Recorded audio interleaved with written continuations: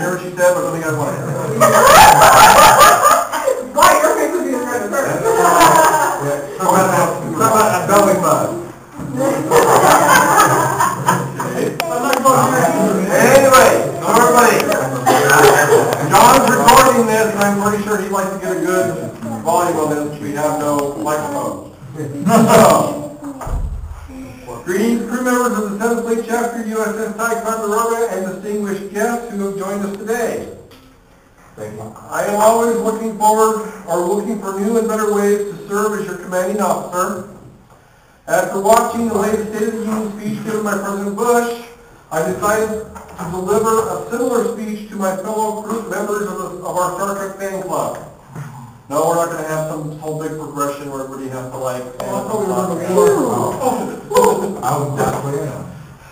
However, I did find a good blog entry on how the destruction of the Death Star was an inside job. And they only invaded half of the oil. So. With March holding the date of our club's founding, I decided that this annual speech would be delivered at our business meeting closest to the anniversary. We have now existed as a Star Trek family for 11 years. In the past, we have had fun with a ton of activities and helped serve our community with blood drives, Adopt a Highway events, PBS blood drives, and more. I want to thank Executive Officer Lieutenant Erica Stark, go ahead and stand up, and Strategic Operations Officer Lieutenant Commander Bob Allen, go ahead and stand up, Bob. That wasn't a complete stand. Who could, about as good as you can get sometimes. Yeah. Who continue to look out for the best interests of the crew. Basically, Bob and Erica are my right and left hand. I'm not even So what's going on? Never mind. That's okay, you get a chance to go ahead and embarrass a few other people now too. As I read your names, please stand up. I can't. At least as best as you can. I also want to thank our senior staff, consisting of Lieutenant Erica Stark as the Chief of Communications, Lieutenant Dave Stock as the Chief of Con, Ensign John Barnes as the Chief of Engineering. That was John, by the way, at the camera really wiggly. Ensign Danny Hancock as the Chief of Medical. Yeah. Lieutenant Junior Grade Tim Madden as the Chief of Operations. Unfortunately, Tim couldn't be here tonight. Again, Lieutenant Junior Grade Tim Madden as the Acting Chief of Science.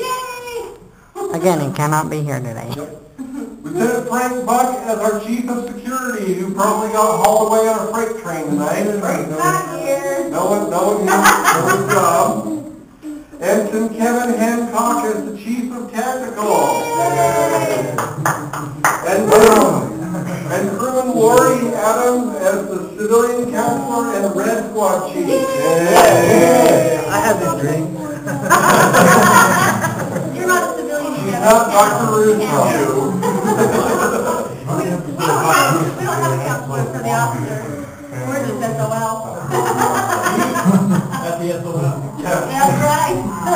Each month, this group diligently gets together to plan the future course of the USS Ticonderoga. And heaven help us all. Now it'll come backward. We do that. Last year, we saw the successful split of our monthly meetings and of our monthly activities, which gave more opportunities to our crew members. We had the formation of the Star Trek Reading Club, where we discussed the latest adventures in novel form. And yes, we do discuss them on the message board. Yes, we can read. Which was a major accomplishment for Kevin. I get it.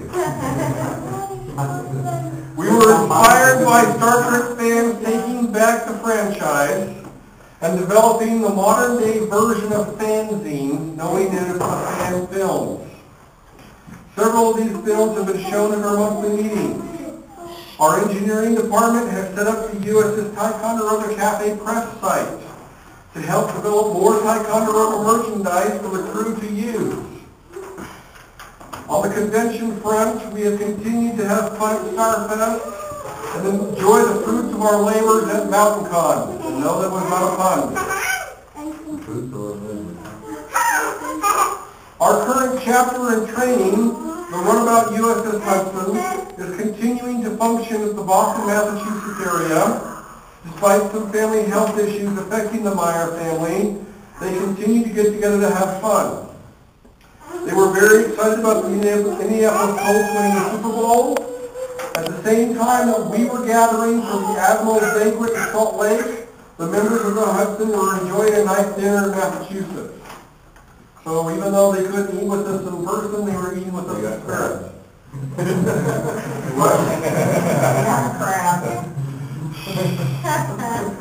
Kevin, please leave the bad jokes to me. You're not a professional.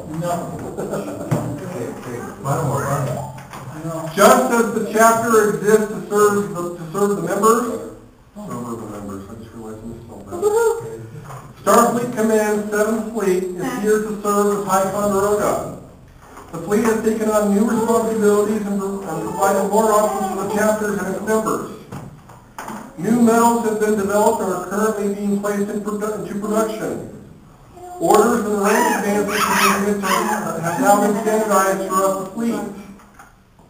Our own Ensign Kevin Hancock proposed and enacted the new 7th Fleet MACOs as a fleet-wide department developed to help out when manpower is needed. I.e. moving. Not just Yeah, waiting. we're not just colonial movers.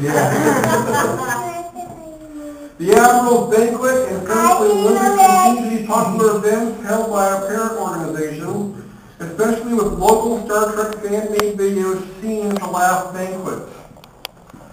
A new internet correspondence chapter is currently in development that will help our out-of-area crew members. Casper? No, you're not out of area. Sometimes I am in my mind. All the voices don't count. A new fleet website is in the works, and the sleek 7th Fleet Academy Command School has been helping crew members become better leaders and meet other future leaders in the fleet. All of these tools and events are generated to help the basic of any club, the member. So what do we need to do for our next year? Admiral Hollinger wants to make sure that we have upcoming crew members who can step into leadership positions on the Ticonderoga. You never know when real life will force changes upon our Star Trek family. To help this, our Advanced Officer Training, or ADVOT, system is currently being revamped and reorganized. I am currently experiencing new and different rank advancement systems to see what improvements can be made to our own system. I'm actually going through, starting from crewmen on other clubs, and going through their process just to see what they're like. A new USS Ticonderoga website is nearly completed, which will allow greater access to information and communication within the group. On this new website, you'll be able to go ahead and log in with your own username and actually pull up relevant data and information that you have access to. We need to remember to use our Ticonderoga message boards to let our fellow fans know of interesting news and tidbits. I'm certain that several crew members would like to see the return of the Star Trek role-playing campaign. Yeah. Well, that's somewhere. He's going to do. At this time, I would be willing to entertain offers for Game Master to help out with this event.